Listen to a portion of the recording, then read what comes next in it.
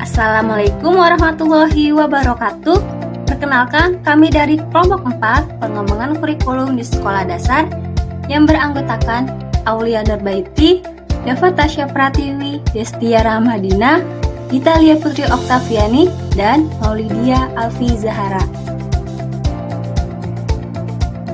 Kami akan menyampaikan materi yang berjudul Prosedur Pengembangan Kurikulum.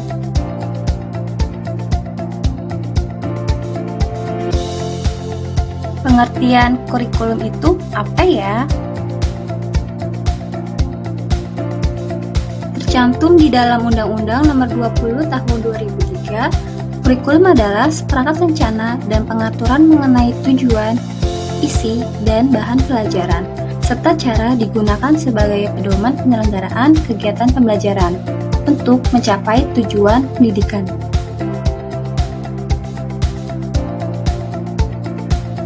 Pengembangan kurikulum dianggap sebagai sebuah proses perencanaan serta penyusunan kurikulum supaya kurikulum yang dihasilkan bisa menjadi materi ajar bagi guru dan menjadi acuan yang lebih baik bagi terwujudnya tujuan pada kegiatan belajar mengajar di sekolah.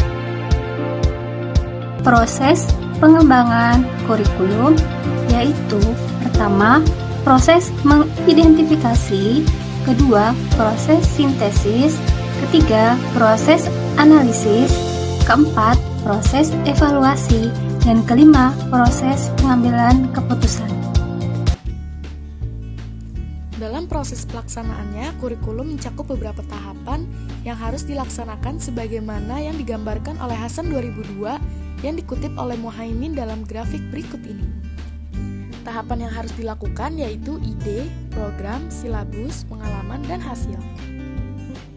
Dalam proses pengembangan kurikulum, perlu untuk memahami tujuan dari pengembangan kurikulum tersebut. Untuk mencapai tujuan tersebut, maka dalam pengembangan kurikulum diharuskan terbentuknya perencanaan yang tepat dan kemudian mampu mengimplementasikan dalam pelaksanaan sehari-hari. Pada proses pengembangan kurikulum, ada 3 kegiatan yang selalu saling terkait serta tidak terpisahkan, yakni yang pertama, desain. Langkah awal merancang untuk menghasilkan perencanaan kurikulum yang akan digunakan. Yang kedua, implementasi. Penerapan kurikulum ke dalam tindakan operasional. Yang ketiga, evaluasi. Menilai atau melakukan pengoreksian tentang keberhasilan penyelenggaraan pembelajaran dan keberhasilan belajar siswa. Langkah-langkah pengembangan kurikulum menurut Sukma Dinata. Yang pertama, mengidentifikasi kebutuhan pendidikan. Yang kedua, menganalisis serta mengukur kebutuhan. Yang ketiga, penyusunan desain kurikulum. Yang keempat, validasi kurikulum. Yang kelima, implementasi kurikulum. Dan yang keenam, penilaian kurikulum.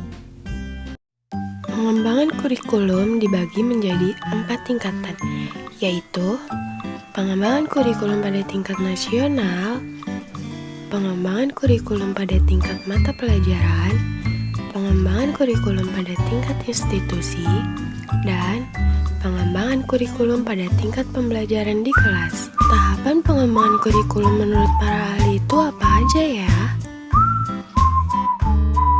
Menurut H. Lewis tahun 1977, tahapan pengembangan kurikulum dilaksanakan dengan 6 tahapan, yaitu menentukan tujuan umum, perencanaan, uji coba, revisi uji lapangan, pelaksanaan kurikulum, dan pengawasan mutu pada kurikulum.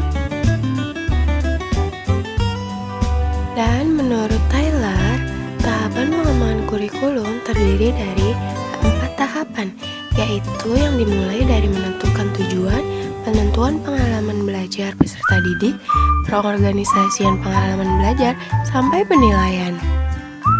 Lalu, prinsip-prinsip kurikulum itu apa ya?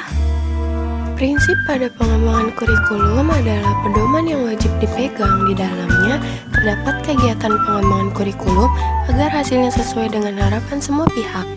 Dan prinsip-prinsip pengembangan kurikulum bukan sesuatu yang mutlak, dalam arti dapat dirubah, dimabah, bahkan dapat berkurang sesuai dengan kebutuhannya. Prinsip dalam pengembangan kurikulum ada 2, yaitu prinsip umum dan prinsip khusus. Prinsip umum adalah cara atau langkah yang kuat untuk mewujudkan kurikulum yang sesuai dengan kebutuhan siswa, guru, dan masyarakat. Berikut prinsip umum pengembangan kurikulum. Yang pertama, prinsip relevansi. Yang kedua, prinsip fleksibilitas. Yang ketiga, prinsip kontinuitas. Yang keempat, prinsip efisiensi. Yang kelima, prinsip keefektifan. Prinsip relevansi. Relevansi artinya serasi. Pada prinsip ini setidaknya kurikulum harus memperhatikan aspek internal dan eksternal. Untuk membuat kurikulum harus memperhatikan kebutuhan lingkungan masyarakat dan siswa, sehingga dapat bermanfaat bagi siswa untuk berkompetisi di dunia kerja yang akan datang.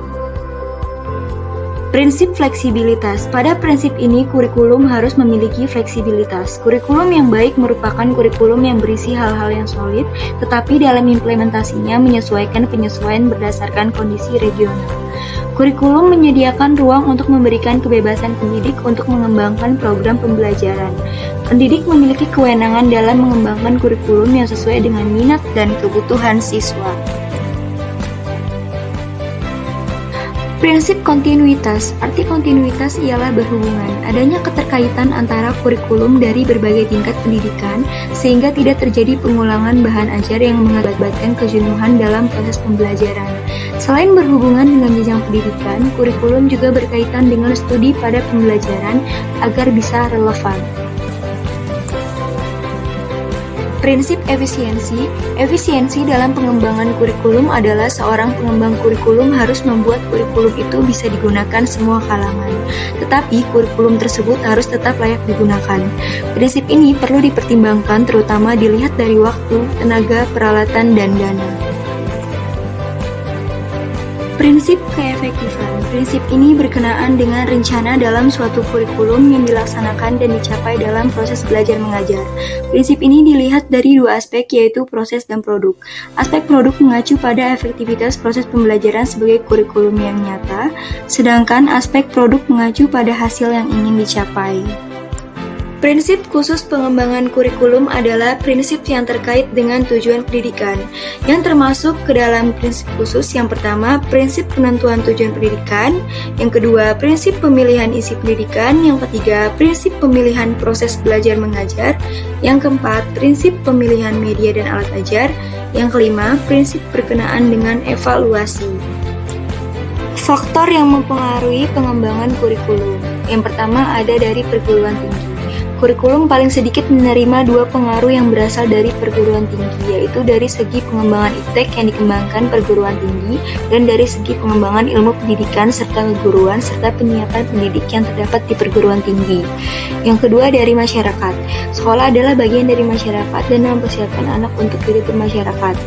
Isi kurikulum yang ada harus dapat memenuhi kebutuhan yang ada di lingkungan masyarakat. Yang ketiga, sistem nilai. Dalam masyarakat terdapat sistem nilai, moral, agama, sosial, budaya, serta nilai politik. Seperti yang telah disebutkan di atas, sekolah adalah bagian dari masyarakat dan salah satu lembaga masyarakat yang bertanggung jawab untuk memelihara sistem nilai yang ada. Nah, selanjutnya ada hambatan pengembangan kurikulum. Hambatan yang pertama adalah kurangnya partisipasi dalam pengembangan kurikulum. Nah, hambatan yang kedua adalah kurang sesuainya dengan pendapat, baik pada guru ataupun pada kepala sekolah serta administrator. Lalu yang ketiga adalah disebabkan dari keterampilan serta pengetahuan guru itu sendiri. Lalu selanjutnya ada model-model pengembangan kurikulum. Yang pertama, ada the administrative model. Pada model ini diberi nama administratif atau Lemstad dikarenakan buah pikiran yang datang dari para administrator pendidikan, yakni sebuah pendapat dalam pengembangan serta penggunaan prosedur administrasi. Lalu yang kedua, ada tim grassroots model. Pengembangan kurikulum dalam model ini adalah berbanding terbalik dengan the administrative model, karena inisiatif dan pengembangan kurikulumnya berasal dari bawah, bukan dari atas, alias dari guru-guru ataupun sekolah. Model yang ketiga ada the Systematic Action Research Model. Dalam model ini, perkembangan kurikulum didasarkan kepada hipotesis bahwasannya perkembangan kurikulum adalah perubahan sosial. Lalu model yang keempat ada Emerging Technical Models. Dalam mengembangkan berbagai model kurikulum dipengaruhi juga oleh perkembangan ilmu pengetahuan dan nilai keefektivitasan dalam bisnis, serta pada bidang teknologinya. Nah, kesimpulan dari pembahasan kita kali ini adalah kurikulum merupakan seperangkat mata pelajaran dan program akademik yang berisi rancangan yang akan diberikan kepada peserta didik untuk mencapai tujuan dan sasaran pendidikan yang diinginkan. Dan dalam proses pengembangan kurikulum, terdapat 3 kegiatan yang selalu saling terkait serta tidak dapat dipisahkan, yakni desain, implementasi, dan evaluasi atau penilaian agar kurikulum yang dihasilkan bisa menjadi acuan yang lebih baik untuk tujuan pendidikan di sekolah. Nah, itu dia pembahasan dari kelompok 4 yang berjudul Prosedur Pengembangan Kurikulum. Untuk itu, cukup sampai di sini kami akhiri. Kurang lebihnya mohon dimaafkan. Wabillahi taufiq wal hidayah. Wassalamualaikum warahmatullahi wabarakatuh. Sampai jumpa kembali. Dadah.